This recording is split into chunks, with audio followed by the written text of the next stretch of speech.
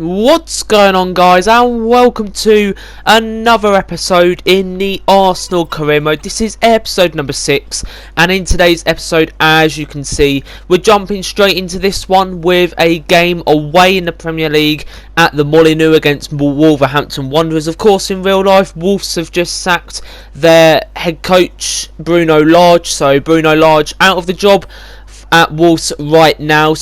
And Wolves, again, I don't think they've got anybody in that head coach role. I think they're just keeping someone in interim at the minute. So, again, I'm not sure who they're going to get. I think they're looking at another Portuguese manager. Wolves have a Portuguese connection somewhere across the line within their club. But, again, I'm not too sure. The amount of Portuguese players, you could technically call them Portugal FC if you like. But, anyway, diving straight into this one then. As you can see, as we went into this game, Wolves, they are currently the best defensive team in the Premier League. Us, though, we are the highest scoring team in the Premier League. So it's really about defence against attack in this one. And as you can see, just past the half-hour mark from a corner, Gabriel Jesus goes ahead and scores the opener. And I've got to say, Wolves, they might be the best defensive team, but they really didn't show it in that one. Yet, 1-0 going into the half-time break. But Wolves, they kept pressuring us. They kept giving us a good game. They kept giving us something to think about. Like I said at the end of the last episode, we've been conceding way too many silly goals, if you like. And we just need to tighten that defence up. So, as you would see then, breaking from the Wolves attack, Emile Smith-Rowe would have got our second goal. And Emile Smith-Rowe is another one of those players that isn't going to get regular game time in this Arsenal team. But if we need a winger to score goals, he's going to be there to score us them goals. So Emile Smith-Rowe, when he does pop into the team here and there, more likely in the EFL Cup, the FA Cup and the Europa League games is where he'll play. He does always bag some sort of a goal. So, yep, 2-0 then. And as you would see, Gabriel Jesus goes ahead, scores his second of the game and gets us up by 3. However, João Moutinho goes ahead and gets Wolves sort of back into the game. Now, if you're saying Wolves are back into the game, it's a bit of a lie because they've still got to get another goal to try and give them some hope of getting an equaliser. So, Wolves kept pressing, and as you would have seen, Wolves pressing as they do. They love a good attack. They got another one. And at this point, I was thinking, surely not. Surely we're not going to bottle a 3-0 lead. Well, João Moutinho gave them some sort of hope, and then Raul Jimenez, who got their second goal, went ahead and said to his team, well, I'm going to score this goal. It's now up to you lot to go ahead and make something special. But as you would have seen, we were just too good for Wolves on the day. Our attack, our strike force, too good. Gabriel Jesus scoring his first hat-trick of the Premier League season, and he collects the match ball there. Gabriel Jesus, what a player for Arsenal. If you saw the game in real life last night against Bodo Glimt, you would have seen his amazing assist, the quick footwork into Fabio Vieira.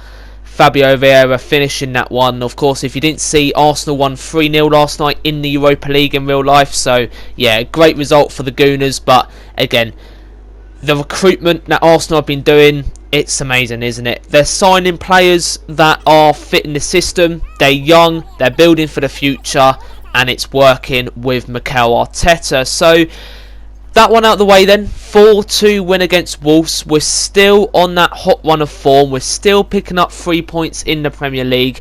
However, it's time to turn back to cup action as we do take on one of the, if not the best team in the world at this current moment time.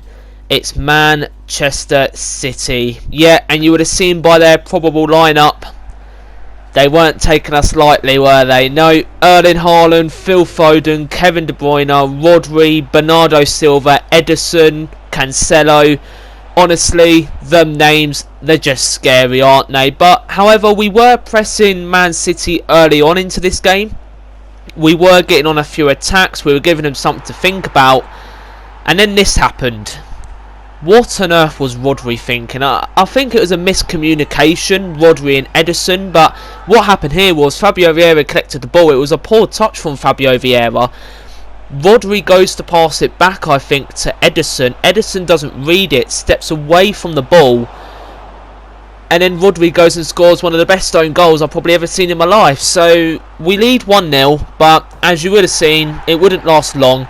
We did have another opportunity, but Ederson, on top form, goes ahead and saves it. And then from a Man City corner, Manuel Akanji, the new centre-back from Borussia Dortmund, goes ahead and scores the equaliser. And then from this moment on, I just couldn't stop Man City. 37 minutes in, it's the man that we don't think is human, but he seems to be human. It's Erling Haaland. And I've got to say, when City are in form, you just can't stop them. Well, first half, we managed to get a goal. We managed to go in just only 1 down. So, in the second half, it was all to play for. We were still in the game. We were still firing. As you would have seen, we kept having our opportunities, but in this one, in a game where you've got to be clinical, otherwise you'll get punished, we were doing the complete opposite. We weren't being clinical, we were being punished, and you would have seen right here, Man City go ahead with a power shot, 3-1, and it's game over at the Etihad. There's no way of coming back from it. And it did end 3-1 as well. Riyad Mahrez gets the third. Pep Guardiola moves forward in the EFL Cup. We are now out of the EFL Cup, sorry. And I've got to say, am I slightly happy? Well, yes, I am, because there's less games to focus on. We've come out of a competition that nobody really cares about, only if they win it. And it's less games for us now in the calendar. So now all we've got to think about is the Premier League, the Europa League, and the FA Cup. And they're the 3 competitions that the board want us to do well in. So, and again, I'm never quite sure why the EFL Cup isn't named as an objective in the objectives hub of your career mode, because it's still a trophy, it's still a domestic cup that you can win. So again, I'm not sure why EA don't put it as an objective, but again, the 3 trophies that everyone cares about is that European trophy, the Premier League, and the domestic cup, such as the FA Cup. So yeah, what did I take from that game then against Man City? Well, I took away a few things. We still looked good. We were still attacking. We just weren't clinical enough. Ederson was on top form, so it would have been hard to try and get anything against him, or try and put anything in the back of the net against him, should I say. And then I also learned that Man City, they're just unstoppable this season. So going back to the Premier League then, and where would it be and who would it be against? Well, we faced them in midweek. We lost 3-1 against them. We returned back to the Etihad for Man City in the Premier League. And, well, what a start from Manchester City. Yeah, they took their confidence from midweek, took it back to the Premier League. Bernardo Silva, 8 minutes in, goes ahead, scores the opener. And I've got to say, surely not game over from here already. Well, Man City, they were just on another level. I couldn't get near their goal in the first half hour. And then, well, as you would see, Bernardo Silva keeping Aaron Ramsdale busy. And I've got to say, if Aaron Ramsdale wasn't on his top form in this one, we would have been 4-5, 6-0 down in the first half. But Aaron Ramsdale keeping us in it. However, Erling Haaland running through, Bernardo Silva, De Bruyne shoots, De Bruyne scores.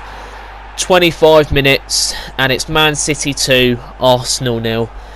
And I'm sorry, but you just can't stop Man City when they're in this type of form. I don't know why I can't get my words out, but yeah, Man City, you just can't stop them. The lads from Manchester, Manchester's blue, let's just admit it.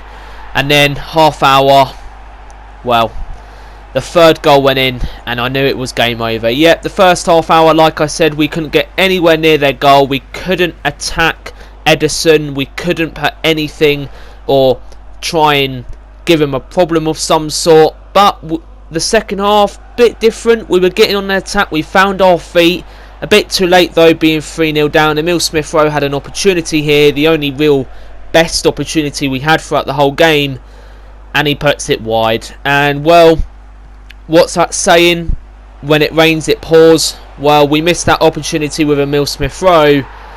And then a few minutes afterwards, Erling Haaland, who we're convinced is a robot, but he's not somehow, goes ahead and gets Man City their 4th. And it ends then at the Etihad, Man City 4, Arsenal 0. A clean sheet for Man City and a devastating defeat to us. And I've got to say, Man City, can anyone stop them with Erling Haaland in their team? The question to that, or the answer to that, is no.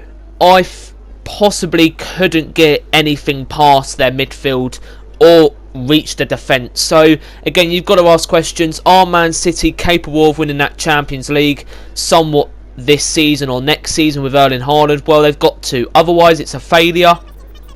But guys, that will end today's episode of Cremado. Hope you did enjoy. And if you did, please go down, like and subscribe to the channel. Keep on showing your support. It's muchly appreciated. But guys, stay safe. Have a brilliant day. And I'll see you guys for a big episode next.